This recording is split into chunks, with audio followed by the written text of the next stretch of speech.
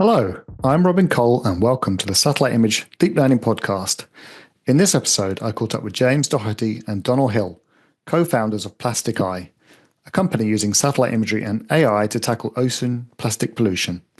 Their platform not only detects plastic, but also predicts its origin and trajectory, enabling more effective interventions. Beyond plastic, they've expanded into monitoring algae blooms, a growing environmental concern. We discuss the technical and practical challenges of building AI models that work at a global scale, as well as their newly launched platform. We also recorded a live demo of the platform, which is available as a separate video. If you're watching this on YouTube, please consider liking the video and subscribing to the channel, as this really helps to reach a wider audience. Thank you. Hi, James. Hi, Donal. Welcome to the podcast. Hi, Robin. How you doing? Robin. Wonderful. Good to be here. James and I are already talking over each other, so we're off to a good start. Three ways has its own dynamic, but we'll master it. James, let's begin with you. Where do you work and what do you do? Yeah, so we are the co-founding team of Plastic Eye, along with our third co-founder, Jack. And we're a UK-based company, and we monitor the health of oceans and freshwater bodies using satellites and AI. So we have been around for about 3 years as a company, and had a pretty kind of fun journey during that period, and I'm sure we'll dive into some of those interesting points of discussion. Absolutely. I believe that you started or you met at a competition. Is that right? Yeah, we did. Well, actually, we met originally in Charlie O'Neill's Irish bar in Geneva. Okay. So I had just handed in my resignation at a law firm in London, having been practicing law for 4 years, and somehow managed to get myself an internship at CERN. So I flew to Geneva, dropped my bags in my accommodation, had a knock on the door. And my old friend from university called Cian was there, and he said a single word, which was pub. So 1 hour later, I was sitting in a pub, which with a guitar in my hands and a nice cool glass of Magners or somewhat, which we'd paid extortionate money for. And about 4 hours later, doing his usual, turning up late in the day, this tall violinist walked in, who was excellent. Donal and I kind of realized we'd some mutual kind of origins, both coming from Northern Ireland. Obviously there was the particle physics bit on the folk music bit, which we seemed to enjoy. So we hit it off in a big way. And then it was probably another five years later where we started collaboration on Plastic Eye, and this, as you say, was through a competition called Hack the Planet.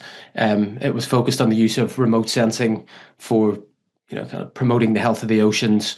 And we had this idea around producing a tool and a kind of interactive tool showing plastic pollution in the oceans on a global scale, supporting cleanup efforts and supporting policy decisions, especially as the global treaty on plastics is soon to come into force, all being well. That was the origins of the company, and we've taken it from there. Right. And in that competition, was it a technical task? Was it more business oriented? How did you participate? It was an ideas competition more than anything. So it ran over 6 months. There was what they called a knowledge exchange program, which was super useful for me, actually. And this was run by the Commonwealth Secretariat and the Satellite Applications Catapult. And it was really a big piece of education on the ocean and challenges around the ocean, but also really useful kind of interaction between the cohort on that as well. So the idea that we went in with originally, changed quite a lot. It was always kind of marine plastics focused, but coming out the other side, we refined that a lot into what was kind of a more realistic use of kind of satellite data and being able to, really try and make some immediate impact with that. And it was good timing, really. There was just, in the year or two beforehand, the first academic publications on papers of using remote sensing for monitoring plastic pollution. So really it was a play on productionizing some of that, evolving it, turning it into a practical tool. Right. So the technical solution was kind of understood, but it's about productionizing that and building a sort of scalable business. Is that right? To an extent, yeah. I mean, there's certainly been a lot of evolution on the technical front as well, which I'm sure Donal will attest to. But yeah, then putting a business case around that, it's one of these ones where the business case isn't necessarily obvious, as to whose responsibility is it to clean up plastic from the ocean, whose responsibility that it's there in the first place, and there's often challenges with attribution chains, etc. So thinking around the business cases for that, and certainly we had kind of existential ponderings over whether this was going to be a non-profit or a for-profit, etc. But certainly we felt in the longer term, to have a self-sustaining business that can really have a kind of ongoing impact. We've gone down the for-profit route, and we still exist 3 years later. So it's it's going well enough, I'd say. Absolutely. Doing all right. And you've had some recent successes and projects. Yeah, absolutely. So, I mean, we've remained the development around technology on the plastics front has remained central to what we do.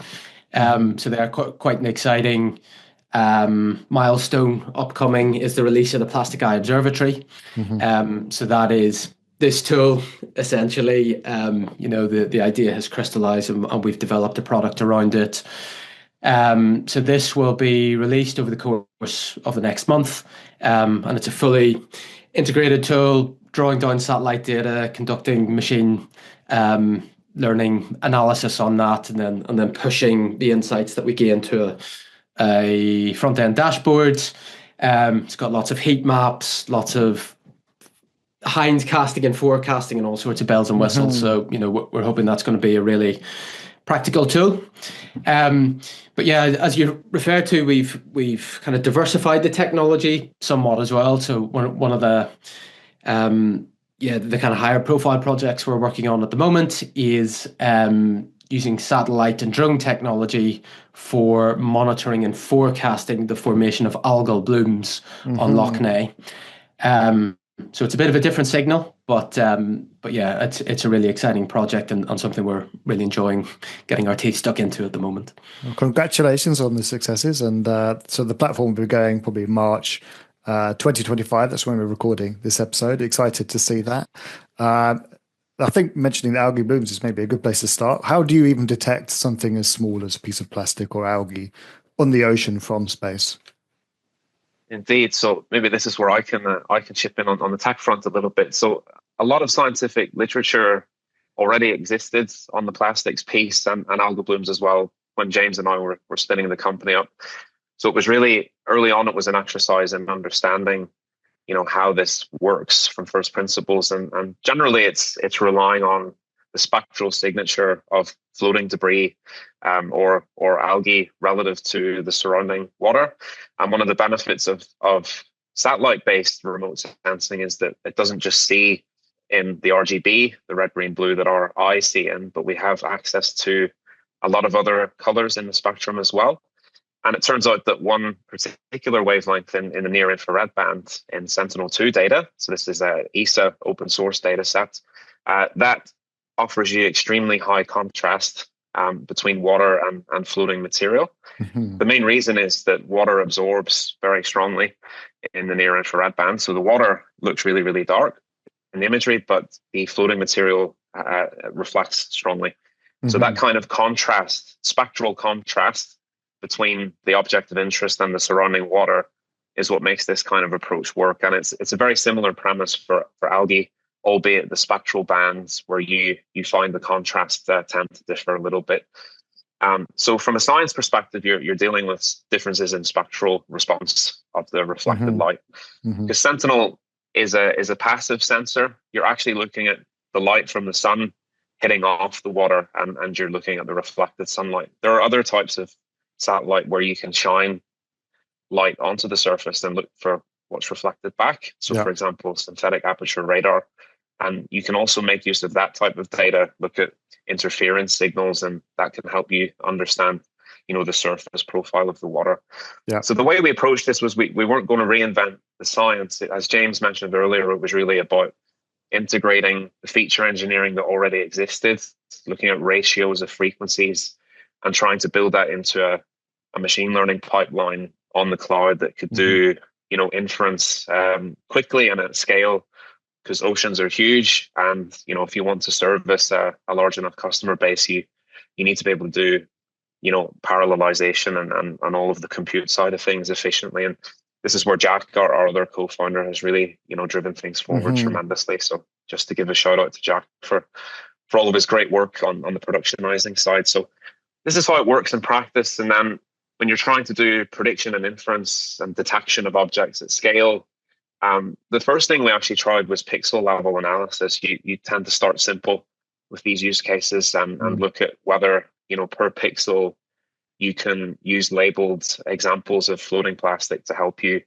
assign a probability of a given pixel of water containing plastic. So we were looking at, nothing more complex than a decision tree as our first product.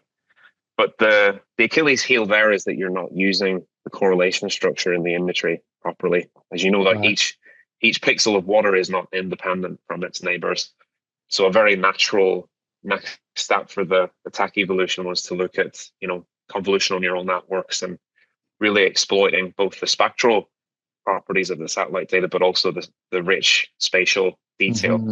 And there's already been a lot of work on terrestrial use of convnets. So there are even off-the-shelf models that you can use to segment fields and buildings and rivers and stuff. But the ocean domain is a lot less thoroughly explored in terms of being able to use, deep learning, because the amount of labeled data is quite low.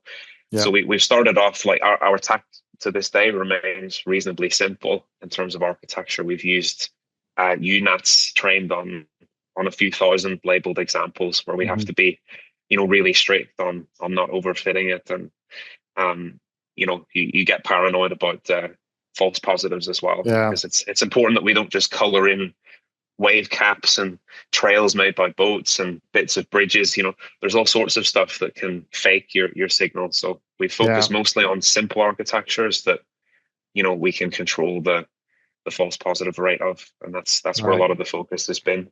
So simple model, and the complexity is more on the sort of the data side of things, covering all these edge cases, having something that is distributed across the whole world potentially. I think that's exactly it. Yeah, and a lot of work on iterative labeling as well. So when we put a model into production, it's coloring in things that we can then go back and check, is this a verifiable signal of debris, or is that actually, a fake? And we can go and investigate, cross-check Sentinel against higher resolution data from Planet and Worldview, and then add more labels of difficult examples into your training set. And, over time, this has become as much an important piece of IP for the company as the models themselves. It's actually, feeding it a lot of difficult examples to learn from and gradually, improve your error scores. So it's been a patience game, I think, but we're, the model that we will release in the next coming weeks, I think is testament to, all of that patient work over the last few years. Yeah. It feels like almost a task that could continue forever, presumably with like diminishing returns. How do you decide, okay, this is done, we release? In my experience in data science and software, I'm not sure anything's ever really finished. I think at some point, a lot of engagement with early adopters will be important. So where we deploy the model in regions of interest where people are doing cleanup operations, and we can start to deliver them, hindcasts of what's been seen in the past. I also do a little bit of predictive modeling, which I'll get into in a minute. But really the acid test will be getting it into the hands of users and asking for feedback, and then integrating that feedback into, a next round of training. And I think once we've done that enough and we feel we're stable in control of the errors, you could probably consider it a stable product that we retrain, with a scheduler maybe once a month, and extend it to multiple geographies. So you're never really finished in the world of MLOps. I think, you always, model drift is a thing, as I'm sure you're aware. You need to continue to keep the model relevant and not just freeze it. Oceans are dynamic and there's seasonality, and, there's a lot of factors that you need to keep under control. So, One more question on that point. How do you keep track of all of these sort of features that you're bringing in? Do you have like a big table Yeah, and you're like, we've done this now, we've done that now, or? yeah. I mean, at a boring level, a lot of use of Jira and GitLab and tickets and all of that kind of thing. But also we've made very heavy use of tools like TensorBoard, where you can keep track of specific model runs. We built the models in PyTorch, so when we run specific models at a given date, we can keep track of the loss curve and on all of the metrics, and also keep a log of what was changed in the software relative to the previous run, and also keep track of whether any features were swapped out or did we redefine a particular satellite index. So TensorBoard, there are other tools out there, but it helps you have almost a lab notebook of your science experiments that you've done in the past. And we're flexible in terms of being able to revert. If we do a model run that ends up making the performance worse, we're not bound to use the latest run. We can revert back to previous trained weights. And TensorBoard's really helpful in that regard. So I think this is a super useful lens on what's going on with these deep learning models. Absolutely. So that's the detection side. You mentioned prediction. Yeah. Can you talk a bit about the challenges there and how you're tackling them? Absolutely. So is it worth providing a bit of background on that, though, just on the general project, or? Yeah, I think I was gonna explain the difference between detecting a bit of plastic on a given date and actually making it a useful thing for a customer. So it's one thing to say, look, we've spotted a slick of debris last Tuesday, but by the time that information gets into the hands of the customer, it's maybe too late to intercept it. The debris may have dispersed, might have already washed up on the shore. So one thing we identified early was perhaps it would be useful to take ocean current and wind data, and given an initial detection location, try to do some sort of forward and back propagation of the likely future location. So a bit of a weather forecast where you have confidence intervals that you can propagate. So as a hindcast tool, that's useful because you can backtrack where the debris likely originated from, which is very useful if you're trying to identify hotspots where, for example, river mouths that are close to dump sites might be leaking material. So if you can sort of backtrack to the likely origin spot, that's really useful for customers when they're thinking about where to target their cleanup interventions. But the other use case is if you have active deployment of recovery vehicles, so boats that would intercept the material and clean it up, then they need to know where is that debris likely to be in 24 to 48 hours time, so that they can actually have an active response that goes to the right place. And when we ran simulations on this, we were seeing large improvements in operational efficiency for these kind of vessel operations. So you're saving on fuel, personnel, time, and also probably an increase in the recovery rate of material. Because rather than just driving around in a boat and hoping to encounter material, you can be a lot more data driven in where you look. So understood. Yeah, this kind of predictive stuff is becoming important. Yeah. The other side, and maybe this veers into another use case beyond the plastic, it's the algal bloom project that we're doing at the moment. In that project call, one of the main requirements was that the tool wasn't sort of retrospective, that it had a forward look. So we've actually tackled it more as a time series problem, where given historical seasonality patterns of the algae from space, can we say something about what's happening in the upcoming 12 months? And then you can back test on historical data and check that your error rates are stable. So it's really we're not just detecting the current algae levels in Loch Ness. We're trying to tell them here's the the outlook for the next 12 months, and also looking at which external features like weather and agriculture patterns and temperature do they impact the eventual bloom signal or not. So it's really with a look forward rather than just being retrospective. And I think that's one of the huge powers of predictive modeling and AI. It's not just inference today, it's giving you a lens into the future. So we're very excited about that, and it's a completely new direction for for the Of remote course. sensing tech. Yeah. But it's cool And stuff. maybe as well, just to mention why that's important in the context of Lough Neagh. So, Lough Neagh is the biggest freshwater body in the UK and in Ireland. It's around 400 kilometres squared. Its catchment area covers 45% of the land coverage in Northern Ireland, and it's providing, equivalently 40% of the population with its drinking water. So it's a really important natural resource. It also supports important industry. So there's eel farms, which are a million pound industry. Hundreds of tons of eels being shipped across Europe every morning, especially to Amsterdam. The Dutch are very fond of a jellied eel or something. And then obviously really important for kind of tourism and leisure as well. So increasingly, people are fond of swimming in the lake. Over the past kind of 10 years, we've seen increasing activity of these algal blooms. So especially in 2023, pretty much, huge swathes of the lake turned green, with this green kind of sludge washing up as well. Now within these blooms, you're getting both kind of normal algae, but there's also a type of bacteria, a photosynthesizing bacteria called cyanobacteria. And it's a bit nasty because it's producing toxins. So this is problematic because you're getting toxins then going into your water supply, into water that you've got people swimming in. So being able to somehow predict when these instances are going to occur, and then be able to have some foresight of that and able to take mitigation actions is really important. So we are one project looking at that forecasting piece. And then there's another set of 3 projects as well, looking at the kind of mitigation piece as well. So how do we actually interrupt the formation of these algal blooms? Right.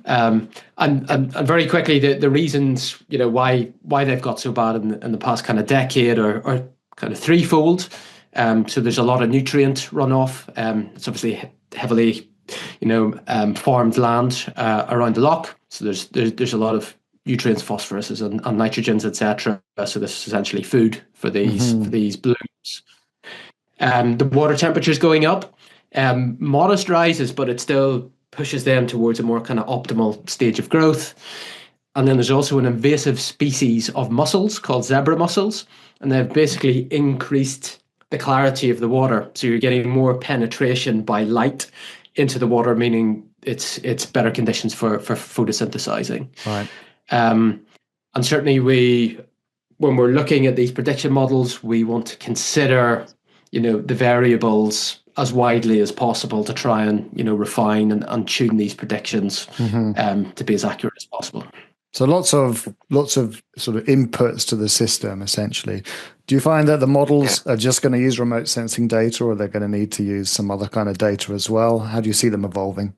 That's a great question. I was going to touch on it just now. So one of the real strengths of the satellite data and the remote sensing is the historical archive. So Sentinel-2 coverage dates back to 2017. So we have, many years of effectively weekly observations, modulo cloud cover, which is a problem in Northern Ireland. That's why James and I are so pale. But you can look back over many years and look at the seasonality patterns and, levels and trend analysis.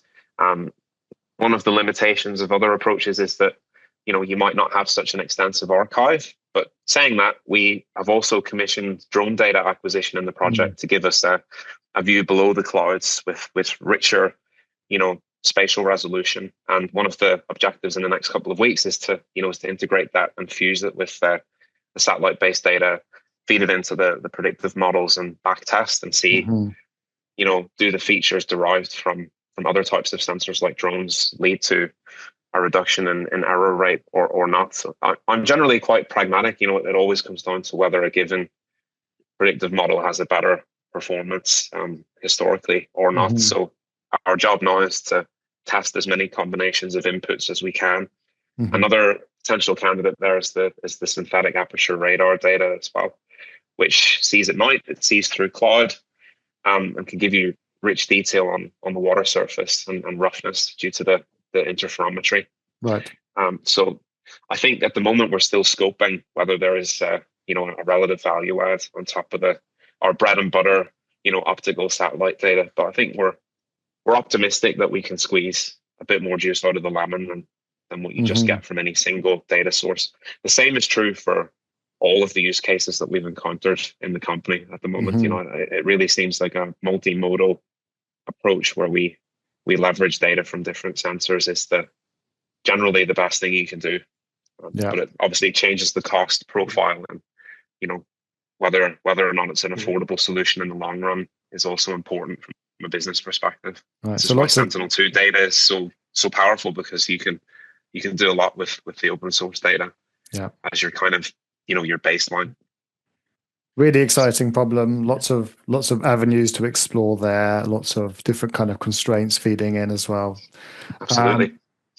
Well, I guess that's been really. Can I just add one? Could I add one point that just because it's kind of interesting? So last week, Donal mentioned collection of data with drones. Obviously, this is very helpful to be flying under the clouds.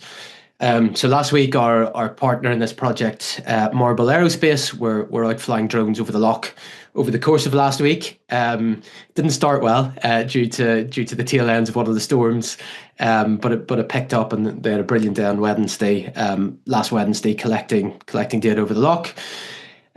So they have fixed wing drones. They fly extremely quickly. I think exceeding 100 kilometers per hour, and they can, collect information obviously with a higher resolution, which we would otherwise have accessible through satellite data. Because they are so fast, they could potentially fly and collect data and imagery over the entire lake over the course of about 4 hours. We didn't do that last week because that would involve flying beyond visual line of sight, and that requires additional permissions, etc. But I think the idea would be to use that technology, perhaps when you've had red alerts from the satellite imagery to get a higher fidelity of a higher fidelity data set available. So that's pretty exciting, and I think that the first time kind of these kind of state of the art type drones have done monitoring work over the loch, so it's a cool aspect of the project as well. Right. And it touches on the continuous monitoring piece as well, that we don't consider this work ever really fixed and frozen. We will always continue to feed the updated satellite data in as a feature set, and have really a rolling forecast, and the drone data will be an important aspect of that as well. Longer term, if you want to be really ambitious with this, you acquire drone data continuously through the year, and you fuse it with the satellites which continue to orbit, and we really produce a rolling forecast and see how far we can push the horizon of that model in the long run. So yeah, it's really exciting from a productionization aspect. I think we're really keen to see where we can take this. Well, really looking forward to seeing the platform soon, seeing how the system evolves, and hearing sort of future upgrades to it. Where's the best place to follow the announcements from yourselves? Yeah, probably LinkedIn at the moment is where we're quite vocal. If you go to our website as well, which is www.plastic-i.com, we'll also make announcements on there, and there's a link to the observatory, so you can sign up and be one of the first to access that when we release that in March. So yeah, and we're always available and happy to take queries as well. So there's a form on the website there where you can submit queries to us. So yeah, we're delighted to receive those as well. Fantastic. I'll drop the details in the show notes, but once again, thanks for joining me, and all the best for the launch. Thank you very much, Robin. Cheers. Thanks, Robin. Pleasure.